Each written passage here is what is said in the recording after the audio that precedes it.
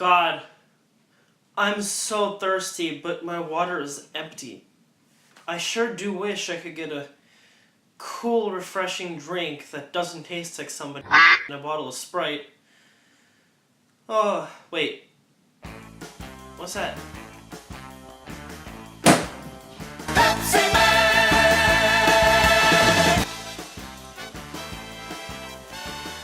Whoa! Pepsiman! Thanks, Pepsi Man!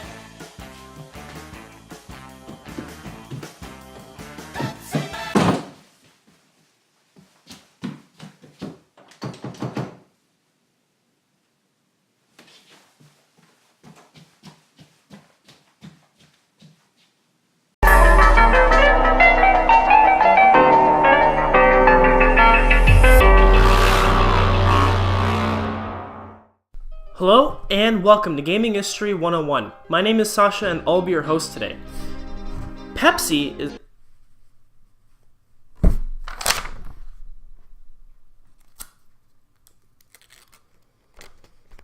I colored this with pen.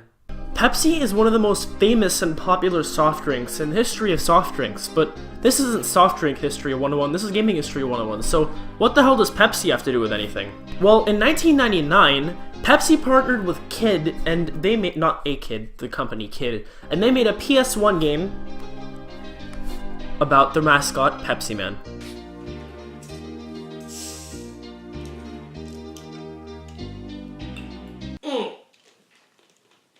That's good. Sponsor me, please.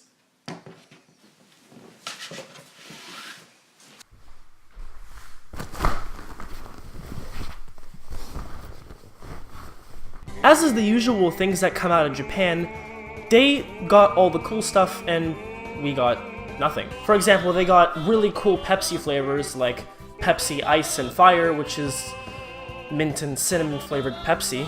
I'm not sure how they expect people to drink that without puking all over themselves. But they also did get, as usual, one really cool thing that us Americans didn't get, and that is Pepsiman. Now, Pepsiman was an advertising mascot for Pepsi, the company, in which there's typically kids crying or some catastrophe going on, and Pepsiman swoops in and saves the day by giving him Pepsi. And as you'll see in the game Pepsiman that we're going to cover in this video, that definition of tragedy is very, very liberally used. And usually at the end of his advertisements, he tries to escape whatever place he's in by crashing into a wall, I think. I don't know, every time it's different, but he usually messes up before he actually gets out. So, without any further ado, let's start talking about this game.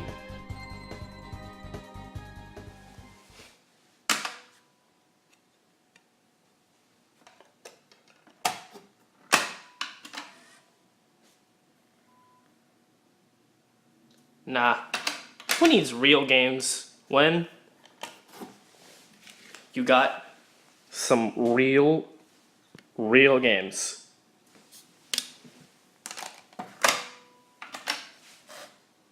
The game begins with a guy standing at a vending machine buying Pepsi cans and putting them in a bag.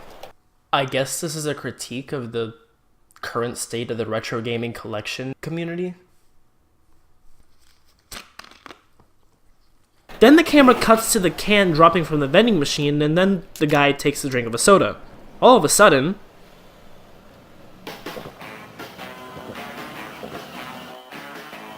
wait, what the hell?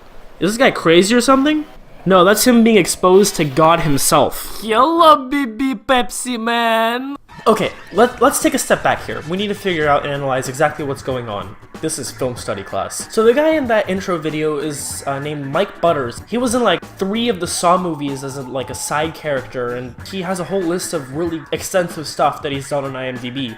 I'm not exactly sure why he, rightly so, was chosen for the role specifically, but we do know that the game's cutscenes were done as a cost-saving measure since they were cheap to produce, and since the game was made on a tight budget, it was a perfect idea.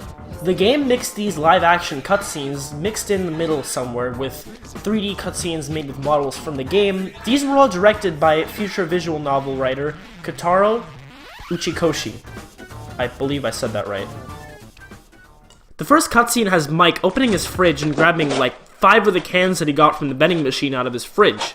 Then he closes the door and looks at the camera like the Zodiac Killer looked at the presidency and said, "Hey, let's start the game!" Then he walks into the camera. The game then cuts to a cutscene of Pepsiman running in the stopping to talk to a truck driver who just happens to be driving a Pepsi truck. How convenient. Oh, Pepsiman, you got here just at the perfect time. I got a call that a vending machine ahead ran out of Pepsi, and I was just on my way there when I got a flat tire. There are a bunch of people gathered in front of the vending machine. They want Pepsi! And the word is that they're just about to riot. Hold on, they're gonna riot because there's no Pepsi? Also, this guy literally, he's panting and all he has is a flat tire. Is he really that out of shape to the point where getting out of the semi makes him pant like he just ran a marathon?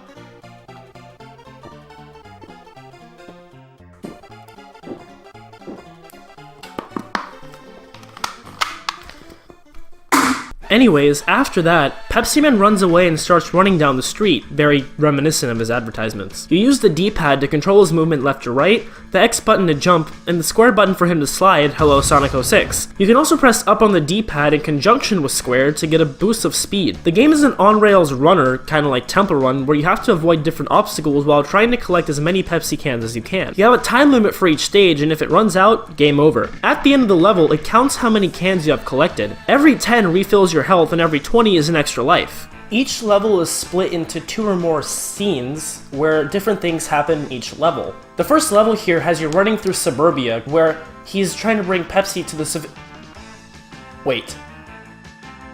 He just bought a Pepsi from the machine. But that trucker guy said that there was no more Pepsi left. All of a sudden, skateboard!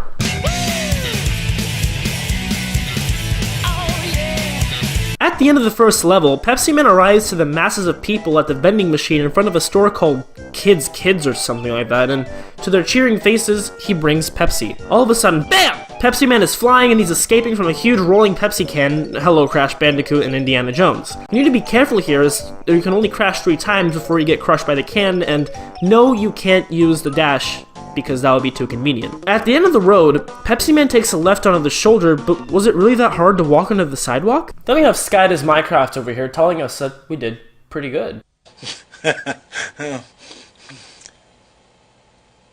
You're doing pretty good.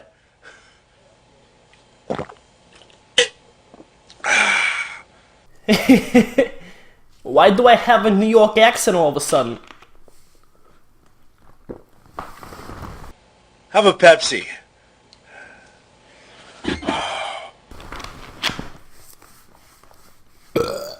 Now we're at the next level, and it looks like we're about to help out this firefighter. What's his deal? Pepsiman! There's a building on fire just ahead.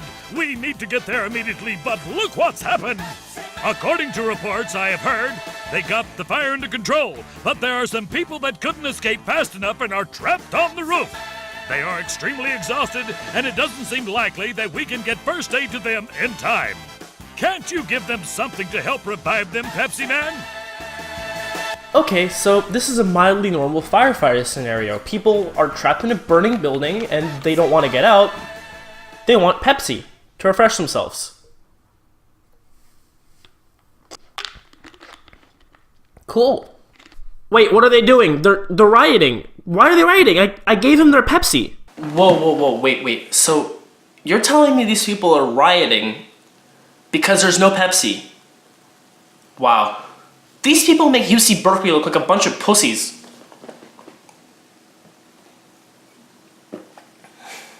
Anyway, so after running through the burning streets, passing homeless people, begging for Pepsi, dodging police cars, construction workers carrying plywood planks, doing the circus walk on a ball thing on an oil barrel, and falling iron beams on the Brooklyn Bridge with holes in it, we finally make it to the Pepsi machine.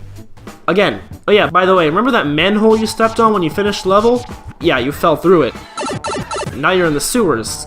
These are filled with pipes to slide under and walls you need to slide through. I guess the inertia of his movement also allows Pepsiman to break wooden walls. Wait, can I do that?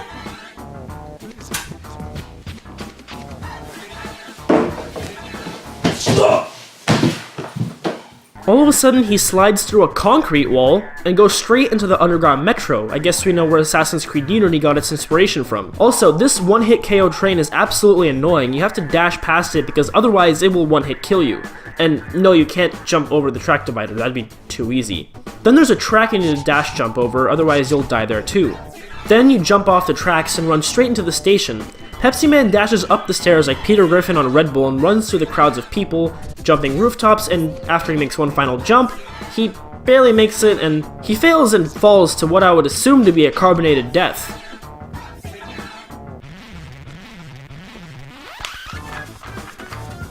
Wait, where did that fire go? Then he falls and lands on a Coke truck, and then it starts chasing him. Oh, did I say Coke? I meant something pizza. I think I'm starting to notice a pattern here. Dodge, dodge, dodge, and dodge some more, because obviously going on the sidewalk wasn't an idea that was good to Pepsiman. Then he takes a turn to the left, again, and runs away from the truck. The truck crashes into the building, and then all of a sudden... Ah! Jesus, Butters, are you alright? You need some help? Do I need to call the Squid Army? You need to swing your diamond sword a little bit? So, next scene. This guy is over here telling me that there's a plane that crashed into the desert that somehow managed to lose all of the refreshments, but none of the people. You know what? I believe it. Now you're running down what I think is Route 66, as my Cars-loving inner 6-year-old would have me believe. You need to dodge vehicles from front and behind you, as well as logs, rabid biker gangs, another rolling Pepsi can, albeit a smaller one, and the sexy Pepsi ladies.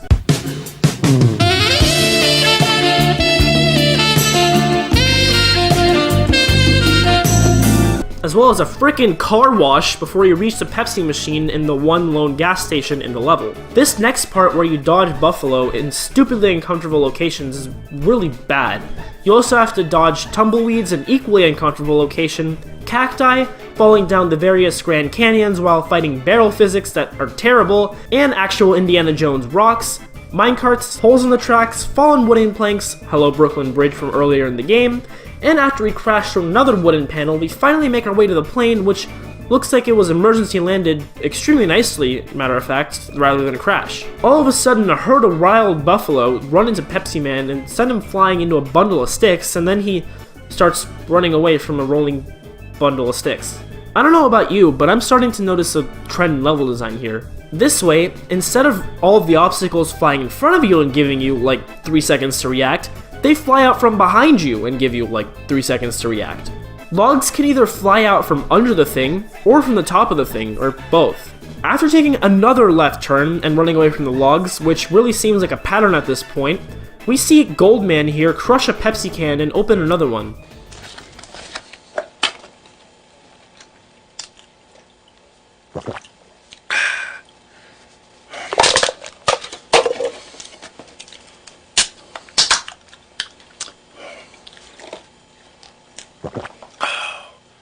Pepsi for pizza.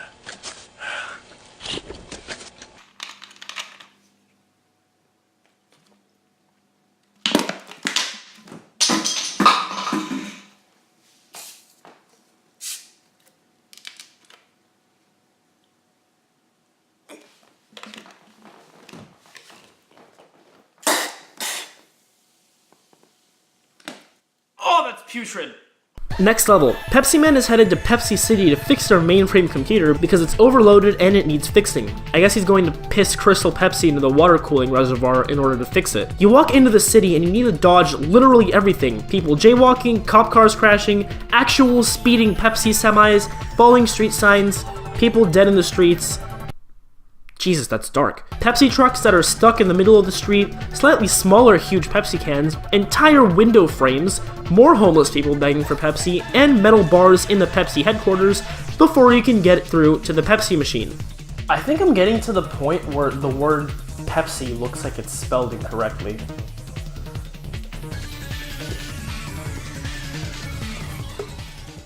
In this next part, you run on conveyor belts, kind of in like the Pepsi factory. The sides switch off, but they can either propel you forward or make you slow down. Here, while jumping from conveyor to conveyor, you need to dodge falling signs, crates of Pepsi, holes in the ground, metal pipes that would make Mario's jaw drop, floating crate lids, actual floating crates, half-closed doors while on a floating crate lid, and we finally make it to the main frame where he...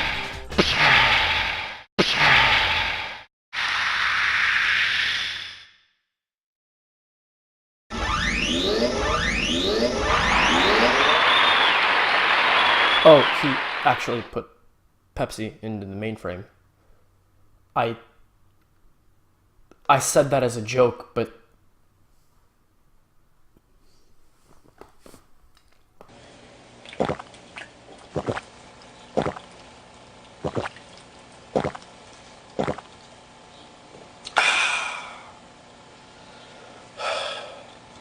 Pepsi is... Wait, what's going on? Oh, Excuse me. he's gonna blow.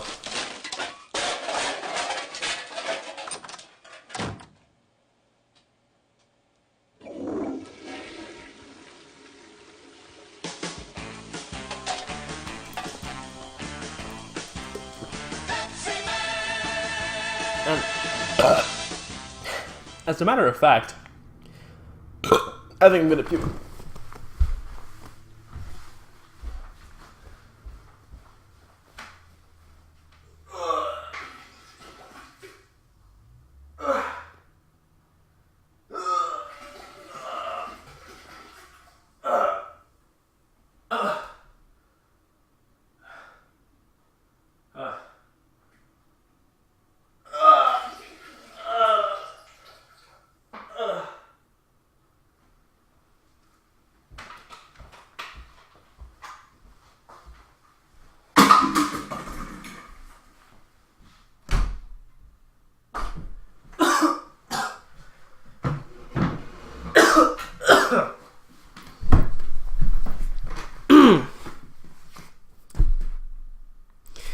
The game itself isn't all that easy, actually.